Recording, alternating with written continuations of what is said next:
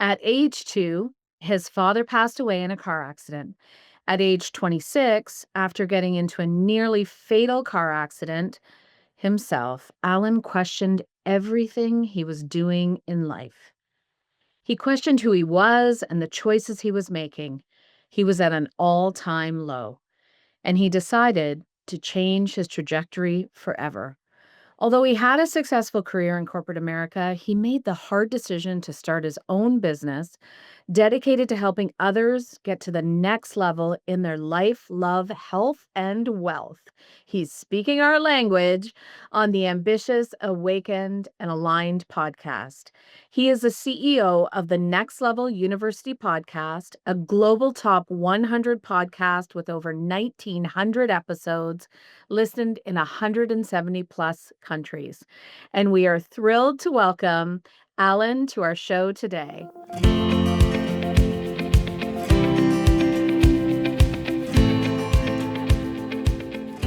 So welcome, Alan, to our podcast today. We're just thrilled to dive into this conversation. Our listeners are really, really in tune with the idea of habit, consistency, focus, those things. But we want to dive into what next level leadership is really about, more into that sort of life, love, health, and wealth that you've walked an amazing journey with. So, let's start here with your life story as one of resilience and transformation.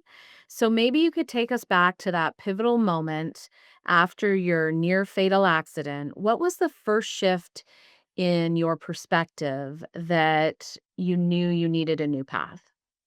Well, the first thing is it was very clear to me after the car accident. So, to provide a little bit of context, my birth father, had passed away in a car when he was 28 when I was 2. I had a stepfather from age 3 to 14. He left my family at 14. That's a whole story in and of itself. And then when I was 26, I got in a car accident. My fault. That's what you're referencing. Mhm. Crossed the double yellows, head-on collision. And fortunately, thank you, Volkswagen, I was in a very, very safe car. Mm. And the airbags deployed. So physically I was okay, but mentally, emotionally, and spiritually, this is sort of the second chance my dad never got. So it rattled me to my core. It was my quarter-life existential crisis. And the biggest thing that shifted in me is, and the best way I can describe it now, is prior to 26, I was sort of this type A, super dream chaser, goal-oriented guy who was external success focused.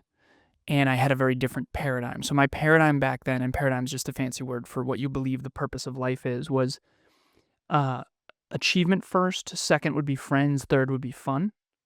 And so I had a lot of fun, I had a lot of friends, and I achieved a lot. Mm. Straight A's in high school, computer engineer, MBA, that kind of thing. I know a lot of your listeners are achievers Mhm. as well, so they got the bug, the achiever bug, which is also awesome, by the way. I think it's a really good thing. Although we might not fit in at a barbecue, right? But at the end of the day, I shifted after that from an outside-in approach, Mhm. where I was externally successful and internally unfulfilled, to I'm going to flip the script, and I'm going to go inside out, and I'm going to be fulfilled internally first, and then hopefully success will be a byproduct of that, Mhm. which did eventually happen, but the key word is eventually, because I liquidated all my assets. I had a bunch of money in tech companies and different things. And again, a bunch of money is probably $150,000 in my early 20s. And after 26, I liquidated everything and I went broke. I started a little company called Alan Lazaros LLC, what you'll never learn in school but desperately need to know. Desperately was all caps, and good luck getting speeches at high schools and colleges with that tagline. And so I went broke, but I was happy and fulfilled and productive and healthy and fitness model, fitness coach, fitness competitor. I mean, I was on a personal growth, personal development, self-improvement kick, dialed that up to 11.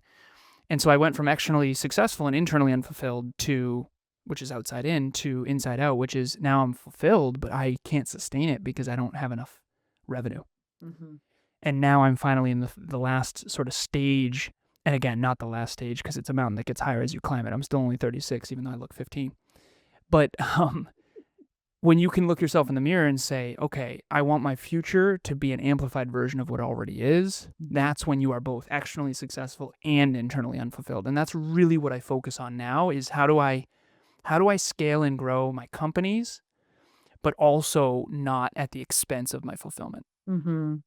Yeah. Yeah, and it's so interesting because I think that's one of the things that our listeners, and I know even my own journey, is we have this set of beliefs that it's either or almost. Yeah. So, even myself, as I started to, because I had that high achievement, have the awards, have all of that, and knew that there was something different. And then there's that little gnawing voice that says, what if I lose my edge?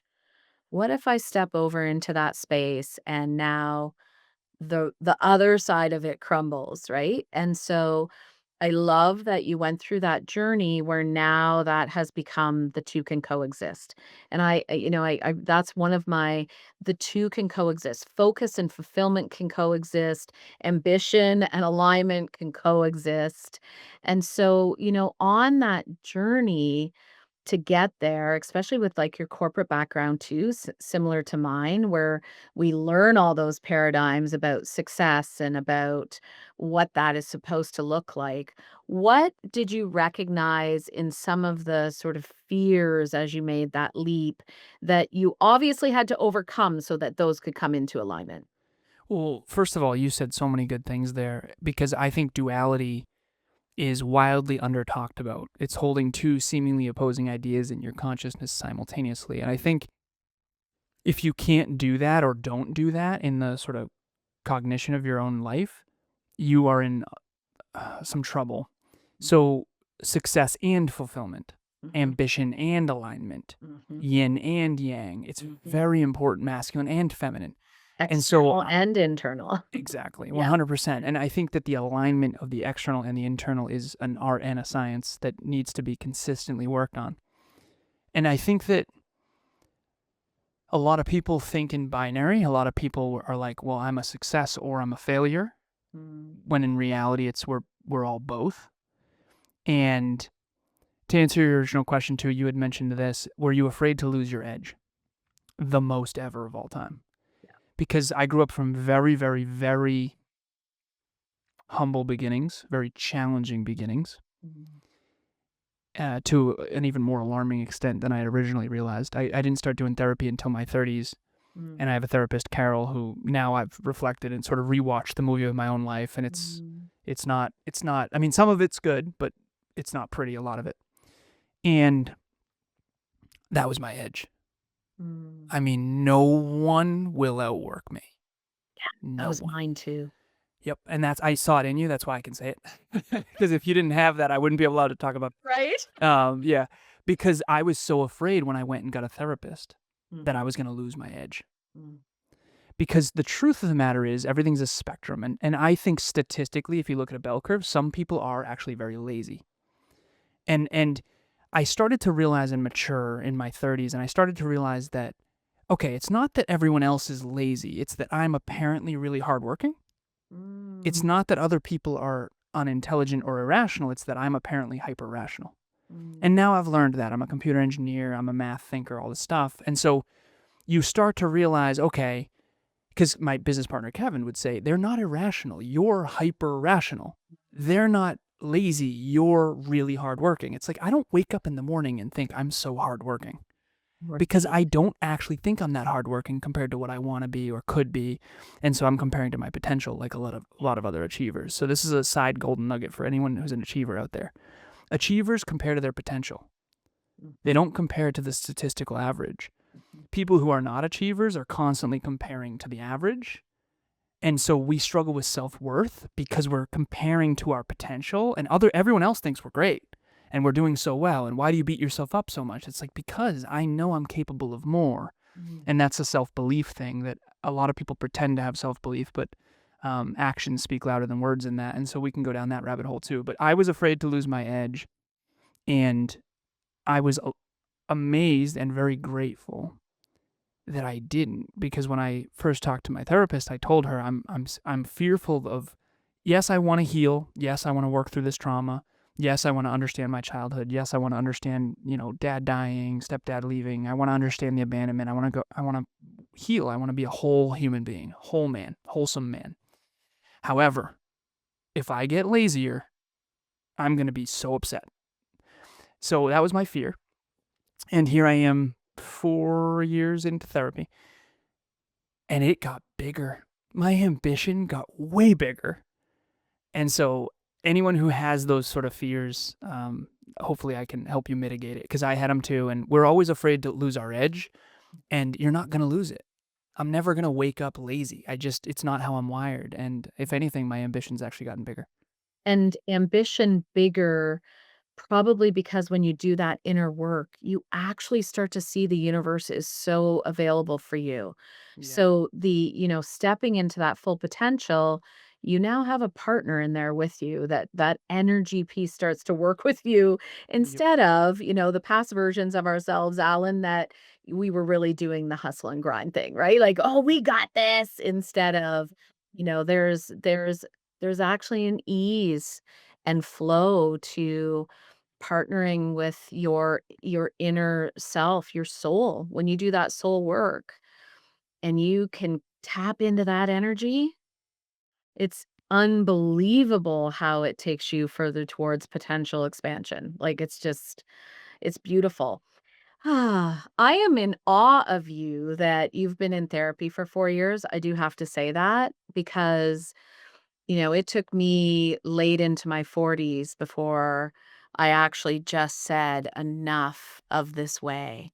So, the work Yeah. that you are doing on you and the influence that that is having through the next level university and the work that you are doing,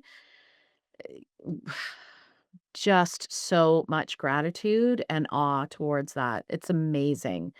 Okay, now So much. Thank you. I'm sitting in that moment. Yeah. Yeah. Thank you very much. I really want to say thank Welcome. you for that, because, and I also want to give credit to my beautiful girlfriend and future wife, Emilia. She presented it to me in a way that was very. She said, You don't need to fix yourself. That's not what I'm saying. I've been doing therapy since I was 12, and there's a lot of potential you're leaving on the table." She knows how much I care about reaching my potential, Mhm. particularly my holistic potential. And she was absolutely right. I mean, it's been tremendous. And IFS modality, internal family systems. But either way, I'm a coach and I have a therapist. And I think a lot of people who are already really good at success, you Mhm. might want to explore the therapy side. Mhm. And people who, I always say this playfully, I think we all should have both, but I always wanted coaches and mentors, coaches and mentors, coaches and mentors, coaches and mentors. What I needed was a therapist. And my Mhm. business partner had a therapist, but he needed coaches and mentors. Mm. And so if you want a therapist, you probably need a coach. If you want a coach, you probably need a therapist. So Yeah. kudos to you as well for doing that in your 40s. Yeah, I Because call it my wellness team. nice. We all have a team. We need people that run our operations, we need people that focus on sales and marketing, and we need a wellness team. So, I think that we really only grow at the safety of our nervous system. We only change, transform, and grow at the level that our nervous system feels safe. And so that's the work of therapy or whatever you choose to create that safety inside so you can expand that potential. And, high achieving people in many ways resist that. And so the resistance is a sign. A resistance is saying, "Come on, come over here. We have something to play with that's actually going to expand you in ways you could never imagine."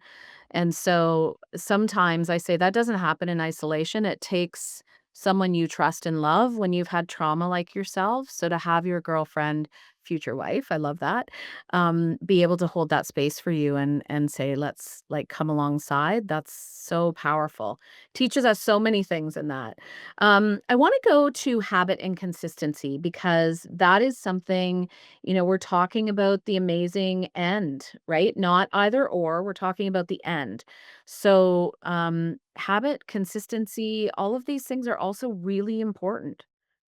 So, talk to us about your perspective on this because I don't know what you're noticing, but I'm noticing a struggle with discipline and follow through. Yeah, Yeah, so, big like, time. just take us down that, how do we cultivate these things that are so vital?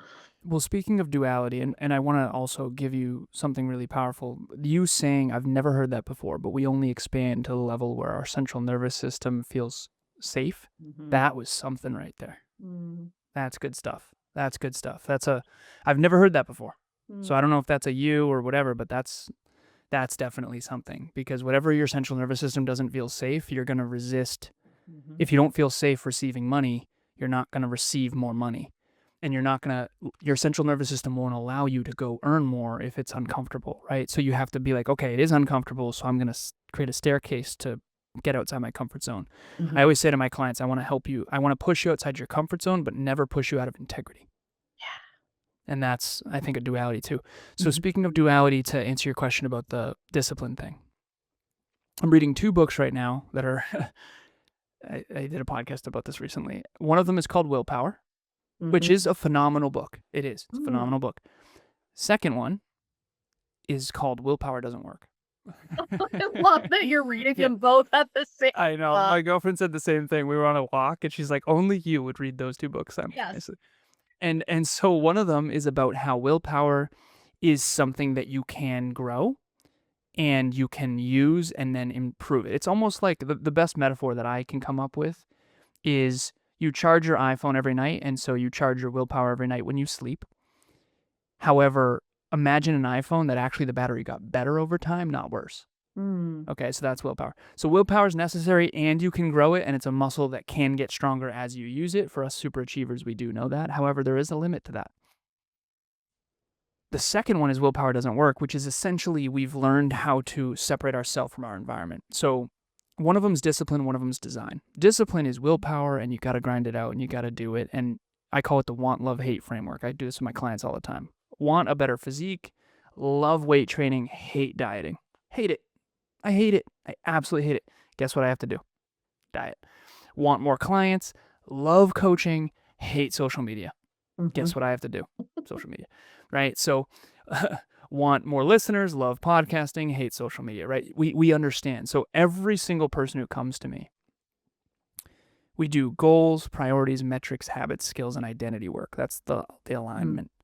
And once you have the goals, priorities, metrics, and habits and skills in alignment, and then you're not doing them, now we have to do the identity work to find out why, aka where is your central nervous system not feeling safe with these things. And it's all based on reverse engineering. I'm a big engineer guy. So the point that I'm making with all of that, though, is that discipline is getting yourself to do the things that are uncomfortable.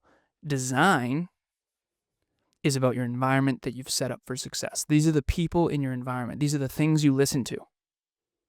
So I don't take it lightly to be here. I'm really, really grateful to be here, because anyone who is watching or listening, we are, you and I, influencing their future. We are in their mind, helping them contemplate their own life, what they say, think, do, feel, and believe, their own paradigm, their own understanding, and we're shaking the snow globe. And whatever lands, hopefully, will be a better, bigger, brighter version of themselves. And to me, that's the best work in the world. And I think that's really important. So to answer your question about duality and this lack of discipline thing, I think we're almost villainizing discipline, probably as an overswing from the grinded out 80s and 90s. And then it's kind of, and then post 08 too, you got to figure there was a lot of grind there too.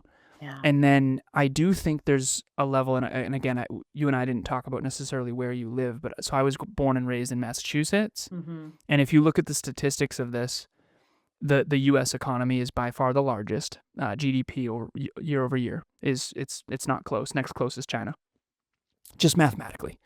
And so I think there's a level of entitlement that often comes with that level of abundance.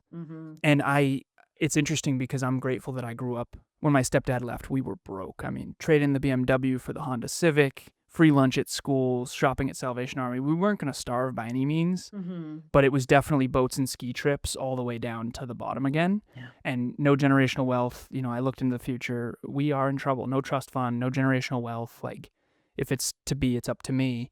And while I thought that was terrible in many regards, going from Xbox and Dreamcast and early Christmas presents to like, I'm not even going to, even if I get into my college, how am I going to go? Yeah. Because my college at the time was $50,000 a year, WPI, Worcester Polytechnic Institute. It's like a mini MIT. And even if I do get in, how am I going to go? Luckily, I got a bunch of scholarships and financial aid. So thank you, Massachusetts. Thank you, US.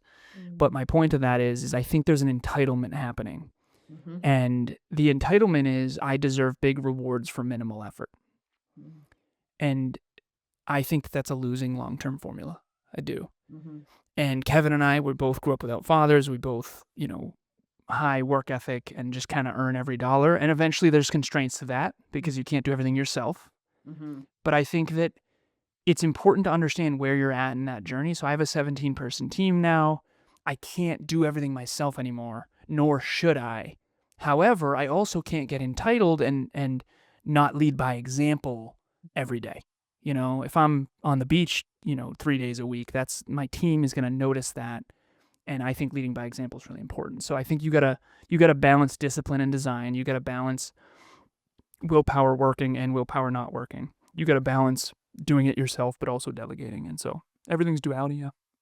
Yeah, it's back to this, everything can coexist, and it does if we find a way for that because I'm in my late 50s, so I'm 2 decades Really 2 decades experienced, but looking youthful over there. there thank Way to you. go. I would never have guessed that. Oh, yes, and, Nice. many, I'm par actually 78.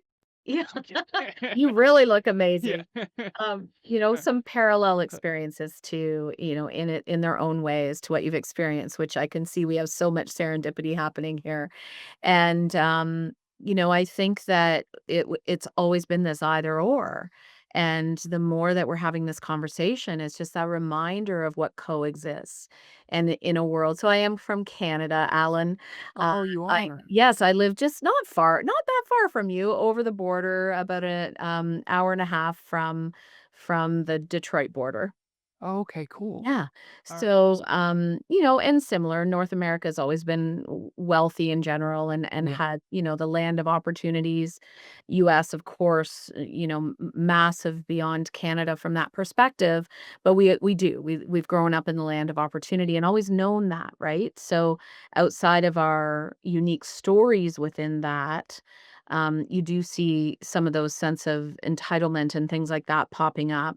And so the work that you do inside of those truths at Next Level University, I think is again vital to the world and vital to our youth. I have children that are my oldest is 28 and down to 22, and they're now entering this world and finding themselves in it and dealing with their trauma from situations in our lives and they look up to people like you and seek evidence that there's another possibility. Like that's what they're seeking is not just mom's voice, like evidence from others that have been through things and can show them that anything is possible, truly. So, Next Level University covers life, love, health, and wealth. I love this language. Um, what I really feel our listeners again, how do those things interconnect? How do we find this intersection of success and love and health and a life we're obsessed with and a business that's at the top of the mountain where we feel fulfilled, where we're following a purpose? What's some insights for you to share there?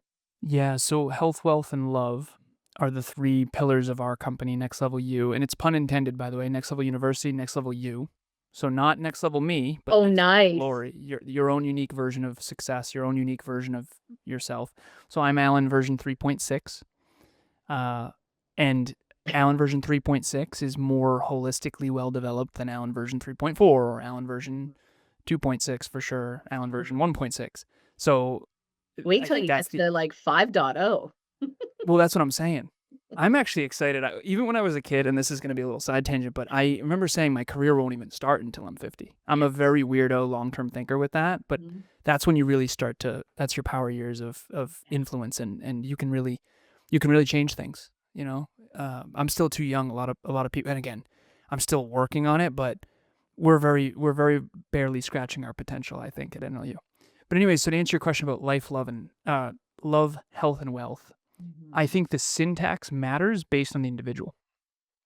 So for my business partner, Kevin, he grew up with zero money and it all comes to what you tie your self-esteem to. And this, I used to think you could change this, and then I coached. So I've been mentoring for 10 years, coaching for 8. I have 19 clients on my roster currently. And I've done hundreds over the years. So I actually have a tracker. I'm coming up on 10,000 hours of coaching, training, and podcasting. I'm not saying that to brag. I'm saying it so people know I'm not just talking. I mean, this is all I do. I actually have one in 21 minutes. But the point that I'm making is eventually you realize, okay, I used to think you could change yourself. I don't actually agree with that anymore. I think you can uncover more of who you really are. So I think self-improvement in the immature days is I'm going to try to be an extrovert when I'm actually introverted, and I'm an extrovert, so I'm going to try to be an introvert. And I think that you swing and you learn, and then you find your center and you realize, you know what? Okay, this whole like hanging out thing isn't for me. I'm actually an achiever, and I'm always going to be an achiever, and I'm not fulfilled when I don't, that kind of thing. And then other people are, you know what? I'm going to actually just hang out. I don't really want to achieve anymore. And that would never work for you or I, but that works for other people, right? See, okay.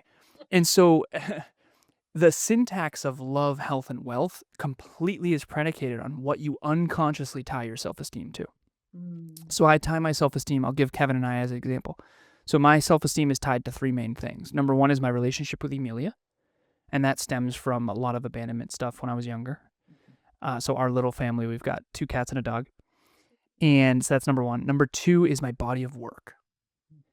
I'm one of those people who really, really, really cares about his work. You know those people that say, you know, there's more to life than work, and we're sitting there going, not really. I always say it's my hobby. Everyone's like, "You need a hobby." I'm like, "My business is my hobby." Exactly, 100%, right? And then people want the results that come with that, but they don't want to do the work. It's funny. But body of work is really critical to me. And then number 3 is freak athlete. So I was the tall, lanky, bullied, just loser in high school. I mean, freshman year of high school. I mean, I look young now. Imagine me at 14, right? Stepdad left, bullied. It was a whole thing.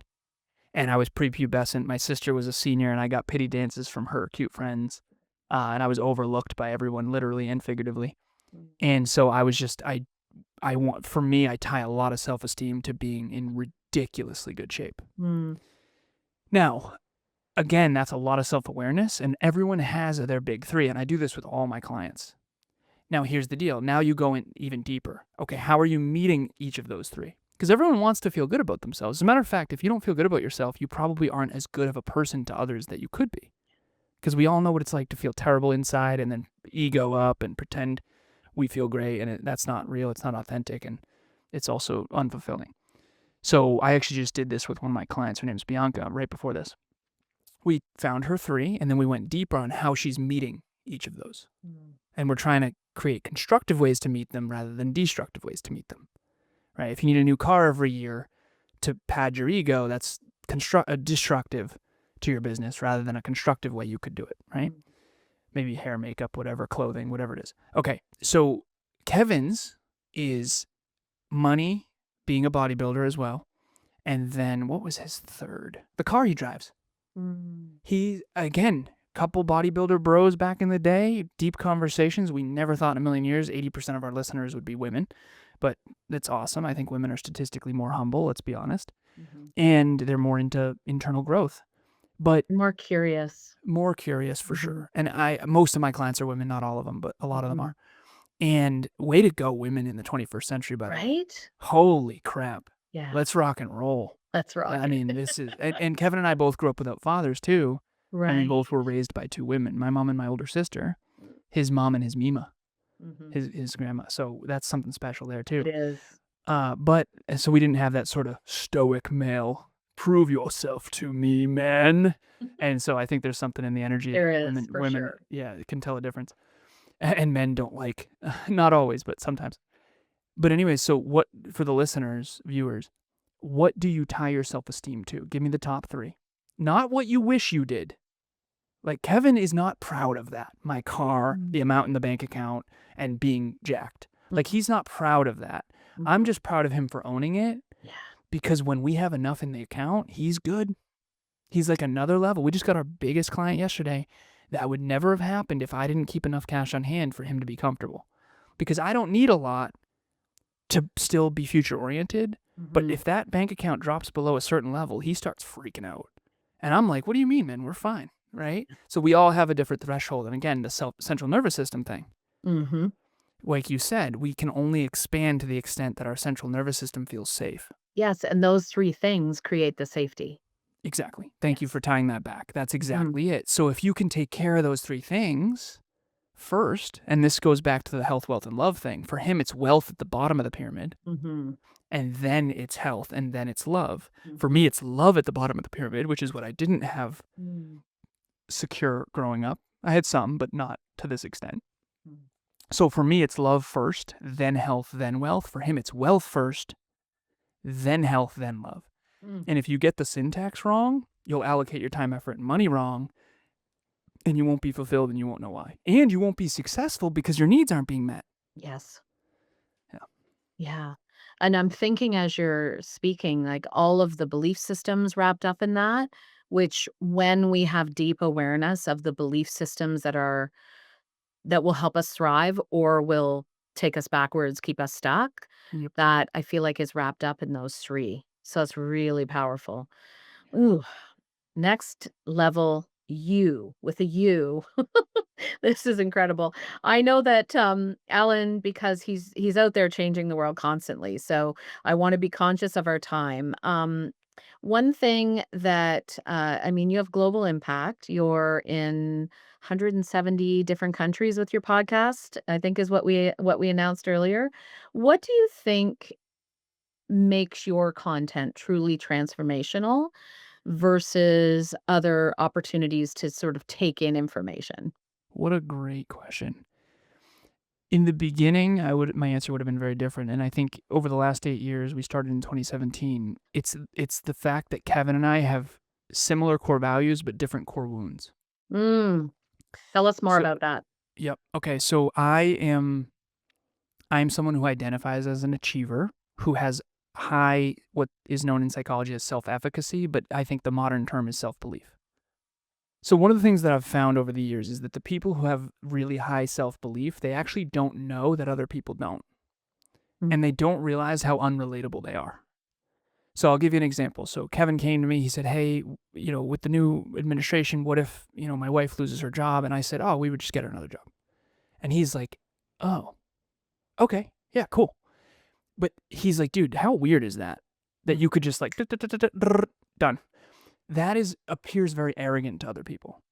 To mm, an achiever, it's like, yeah, you would just go get another job.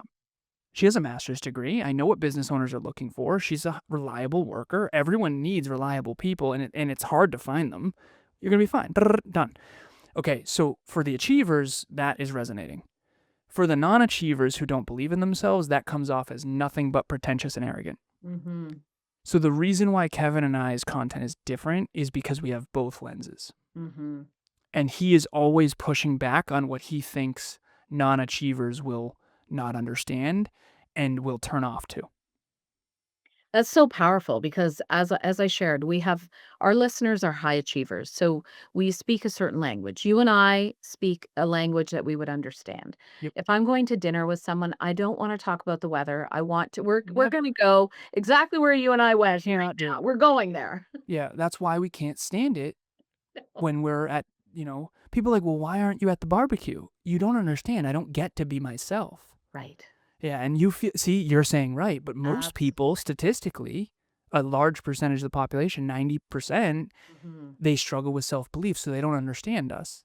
Mhm. And we don't understand them, so we hurt each other on accident. And Yeah, that's why and like we empathy is end so up in important. environments where we feel like we don't belong or in conversations where we feel like we don't belong, and that's for both sides. 100%. Yeah. Yep. So that's incredible to have that lens. So I think for everyone listening is if you don't have that in a partnership, is finding a way to ensure that you can see both of those perspectives because there's someone in your life that can help you see that lens. I was laughing when you were describing the Kevin doesn't like when the bank account gets below a certain level. My husband's the same. Yep. It's like it has to be at a certain level or like we're not okay. And for me, it's like, it'll always be replenished, That like, the self world's belief. abundant, it will find its way. If, See? That we lose self our belief. house, we can live in a tent for a while, it'd probably be pretty fun, I don't know. Yeah, nice. And I And also know that's ironically, never gonna happen, so I think there's that other side of things as well that, there's a strong enough belief system internally. And it's important, like, I've recognized how important it is for me to see that through his lens. Yes, that is so critical. And underneath all of what you just said, for anyone out there watching or listening, again, if you are an achiever, it all resonates. If you're not an achiever, you're sitting there going, "Yeah, that's make it sounds easy." No, Mhm, no, you don't understand. Real wealth is built with actual competence. mhm, So when you know everything about cars, and I don't, but this is a good metaphor. When you know everything about cars and you have the resources to buy the parts, you don't freak out when the car breaks down. right. And so confidence in the real world without ego is actually built on awareness, skills, and resources Mm, and resourcefulness. So if you and I's businesses were to go away tomorrow, we would just rebuild them. mhm, And that sounds really arrogant, but the truth is we already know how to do it, and it would mhm, suck because we'd lose momentum and we'd have to start from scratch and we'd have to find a new team and but we would. And for anyone who did start from very humble beginnings, I mean, there's no way I'm going to go. I mean, again, anything could happen, so stay humble. But the mhm, point is that real wealth is in self-belief, mhm, self-efficacy, and you can build it, and there's a formula to build it, and it's mostly unconscious. So you and I did this unconsciously without knowing it. It's mhm, state, prove, self-assign. You state you're going to do something, you prove to yourself you can do it, and then you self-assign it once you do it. mm, A lot of people are not doing that, and then they wonder why they don't believe in themselves. mhm, Whereas we are, and here's the conundrum. If you don't believe in yourself, you're not going to state anything. Therefore, you can't prove it and self-assign it. So mhm, you're just kind of stumbling upon persons, places, things, and ideas, getting lucky or unlucky, and then blaming the world. And that's the victim mindset that we're seeing. So again, I have empathy for it. I understand. It's just that's what I try to do with my clients first. We assess self belief and self worth. Self belief is your ability to build the castle externally. Self worth is how much you believe you deserve to live in it and honor it and protect it with boundaries. Or do you let people come in and spill beer on the carpets, which was me in my 20s, mm, literally and figuratively. Um, and then so for high achievers, you need to learn self-worth and boundaries and honoring your time and learning how to be respected and not letting people treat you unjustly. If you are not an achiever, what you really need to learn is you're probably relatable. That's great. You're probably really good with people, but you probably need to learn how to build real self-belief. And then once you do, people are going to treat you very differently, and then you're going to have to learn how to set boundaries and all that kind of stuff. I love how you brought that together because I was actually sitting here thinking, you can have that self-belief, and yet in that place of achievement, we still really get stuck with a lot of self-worth Mhm. issues and challenges. So thank you for clarifying that. I want to end here. Your mantra is whatever you are, be a good one. How has this shaped the way that you approach your business and your life? Well, just from learning through Kev, 8 years of just him and I podcasting together. We just crossed our 2000th episode. Woo! Thank you. Thank you. He has such a different perspective on everything than I do. And my humble curiosity and his humble curiosity has helped us understand the other side. And so, whatever you are, be a good one comes from me realizing that not everyone is a hyper rational engineering super achiever who had a tough childhood. And that's okay. Because I always felt misunderstood and I always felt like I didn't belong. And statistically, I don't. Statistically, I seriously don't. I mean, there's not a lot of. I belong with Emilia, and that's wonderful. But I, I think I realized that Kevin and I was jealous of him and he was jealous of me unconsciously. Mhm, Everyone loves Kev. mm, Everyone likes Kev. We'd give the same speech. I think mine would be better, and everyone would hate me and love him. And it made no sense. It's like my speech was better than his. It mm, doesn't matter. The achievers love me, mm, and mm, the non achievers love Kev.